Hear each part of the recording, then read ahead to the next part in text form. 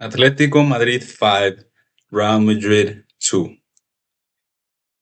The game just finished, and I'm gonna be honest, was an embarrassing showing by Real Madrid players and coach. 5-2. Let's get straight into it. Real Madrid go to the Metropolitano, Atletico Madrid's home, and we go in so passive. We go in like we were scared. I know a lot of people are criticizing Xavi Alonso for starting Jude Bellingham, but either way, the score line, the way we played, it was just horrendous. Atletico Madrid wanted to win more than us. They played better than us. Every duel they wanted to win, every duel they wanted to go for, and it was genuinely embarrassing. Game starts, and Simeone's plan is straight away. You can see everything. They're crossing everything. They're beating us to every header. They're beating us to every run. They score on us first, and then we get the Kylian Mbappe goal. Who I'm gonna be honest, it was a very good goal taken up by Madrid by Arda Güler. Amazing pass. Arda Güler was probably the best player we had today. But again, Mbappe scores, inevitable.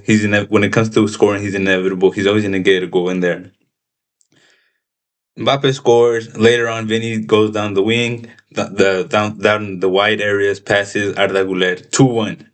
This is 2-1, and we were looking good. That there was a little moment in there where we were controlling Atletico Madrid, where we were having the ball, where we were looking dangerous. 2-1. They score. Sorsla scores on us when he's between Hoysen and Carreras, which I don't know how he got there before Hoysen, or Carreras just looked at him jump. 2-2 going to the second half, right? And at this point, like, if someone's not a Madrid fan or if someone's not an Atletico fan, this is an amazing game to be watching. But I am a Madrid fan, and I was not happy with the 2-2. And I'm gonna be honest, I was going to the second half like, okay, they scored on us, but if we play like we've played the rest of the season, try and control the game, then we should be fine. But I had the idea that Atletico Madrid was not going to stop coming at us. They weren't going to stop their momentum. They just scored in the near the end of the second half. They have the momentum. They're going to keep going, and they did. They keep coming at us, and they just kept beating us to everything. Dumb fouls. Entirely, I personally don't think it was a penalty, but I could see how it was. I mean, I think Arda Güler gets the ball first, but I guess his leg is too high and it clips his head. Penalty. Julian Alvarez, who is someone who's on very good form right now, scores the pen, and then we do, and they're just honest. They're just honest. Our players look that like they don't want to be there. Our players look like they're scared. They look rattled, and then we do the dumbest fouls. Like there's so many dumb fouls we did. The free kick, the foul for the free kick. I don't know what Mastantuono wants to do. Like Julian Alvarez has this back to goal and he's running backwards because he's getting pressed. He's running backwards and you do a dumb foul there. Like you had the mid. I believe it was Jude coming to him and we just do a dumb foul and Julian Alvarez scores from there. I've seen people criticize a little bit Courtois, but when it comes to those, the goalkeeper was going to criticize it because, oh, he could get there, but it was a good free kick. But what makes me mad is the dumb fouls we were doing. We looked scared. We were just doing dumb fouls over and over again. We were reacting. Atletico Madrid got into Real Madrid's head. We were just doing fouls on dumb fouls. Carvajal did a dumb foul a couple of times. Carreras did a couple of dumb fouls. Vinny was doing a couple of dumb fouls. It was just like a very annoying game to watch. And Atletico Madrid was in our head every time we were touching Atletico Madrid player. They would go down. The ref would call it. Our players would complain. And what would we do? Do it again. Like it was so annoying. And then it just the free kick happened, and then the last just to finish off like the goals. Valverde does a very dumb pass. Griezmann scores it, and we got outplayed. We got outrun. We got outpressed. There were so many stats about us being like the highest pressing team in La Liga or in Europe, one of the highest pressing teams in Europe. What do we do today? We and we've seen Mbappe and Vinny press these last 2 3 games, and what did and when the I tweeted it when the games got hard, when it got difficult, when it got physical, they stopped pressing. They stopped pressing. They stopped coming back to defend. They started walking after the goal. Mbappe was never to be seen. And what do we do? Bring in another left winger, and there was this moment, right, where Vinny had the ball near the wing, near like the pocket between the midfielder and the right back. He was there. Rodrigo was out wide, and Mbappe was right in the pocket between the center mid and the center back, the right center back. So he was. It was just that left side. No one in the box. Mastantona was out wide. No one in the box. I couldn't believe it. Like we criticized Ancelotti because he would put 3 left wingers and there'd be no one in the box or no one even in the area. The same thing happened today. I've seen a lot of criticism for Xabi Alonso, and I understand it. And I don't want to hear none of this. Oh, it's still early in the season. Oh, it's this. Oh, it's that. We're Real Madrid getting scored 5 goals by Atletico Madrid this early when we were undefeated, when we were looking good, when Mbappe was on form, Vinny is doing good, and then we go scored past 5, and then Mbappe gets his goal, and then he disappears. Vinny couldn't take his man. Valverde has been inconsistent this game. He's getting our midfield was getting outrun. Jude Bellingham just came out of injury and he played how long? Um, it's so annoying because we looked good the first couple of games, but when times got tough, game got physical, game got crazy, and it wasn't at our pace. That's what I noticed. It wasn't at our pace. We were playing Atletico Madrid's pace, and we struggled. Our midfielders were struggling to get the ball. That is, look, hold on. Like, I'm going all over the place because it just made me so mad watching how we played, and we didn't want it. We didn't want the win. Valverde was getting outrun. Our midfielder was getting out pressed.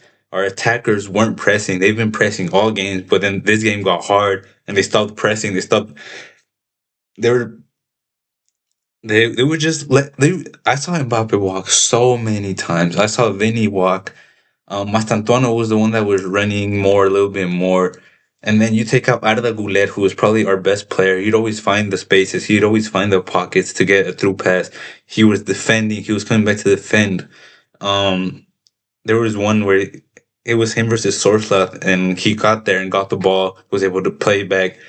And I just don't understand this. I don't know what happens to us now. We used to be the team that when times got tough, we excelled. We we always came out of nowhere and did something. But now we have 3 left wingers playing with no one in the box, with no shots on goal. We not looking dangerous at all. We used to have like the Ramos, the Varane, the Pepe, which when the air it was hard to beat us in the air. And right now they're beating us in the air like nothing. Hoysen is getting beat in the air. Militao goes out with injury. Asensio is so wonky on the ball with his legs. I don't know what's up with him. Um, but yeah, Atletico Madrid outplayed us, outrun us, played better than us, were more physical than us, uh, wanted it more than us. Julian Alvarez is so good. He's probably one of the best, if not the best, like well-rounded striker. He like on the ball, off the ball, runs, free kicks, penalty, you name it. He's so good at everything, shooting, dribbling. He has it all. Um, Let me shout out some Atletico Madrid players. I think Hanko had a very good game. I know he's been getting a lot of criticism, and he played more of a left back role.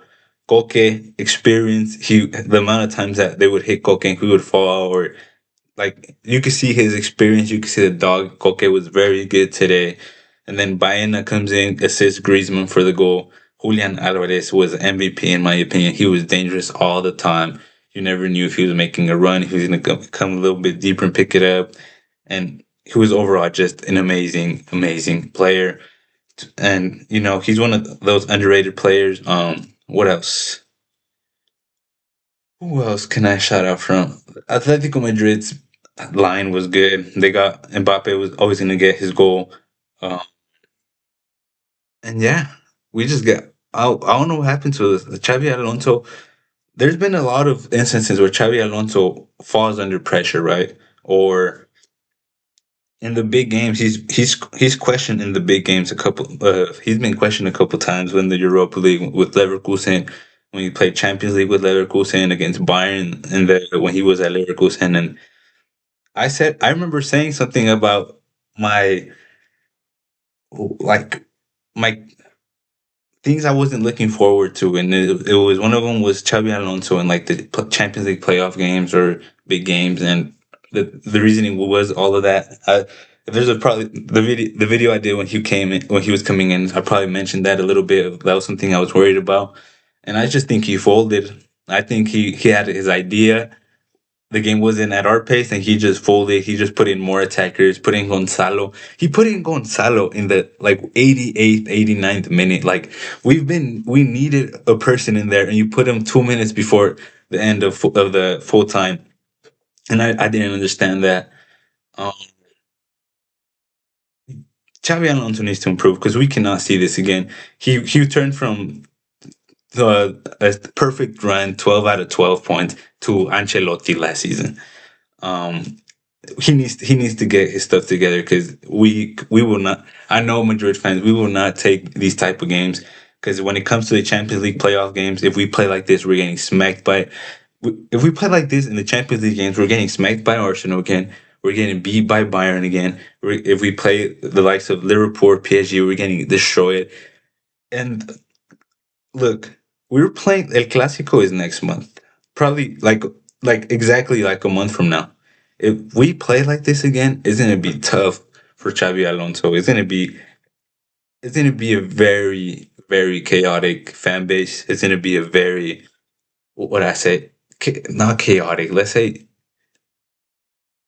what's the word? What word should I use? It's gonna be a very um, negative fan base towards Xabi Alonso because look, Madrid, you could play beautiful all season. You could play against the lower middle to lower table teams. You could have control of the game.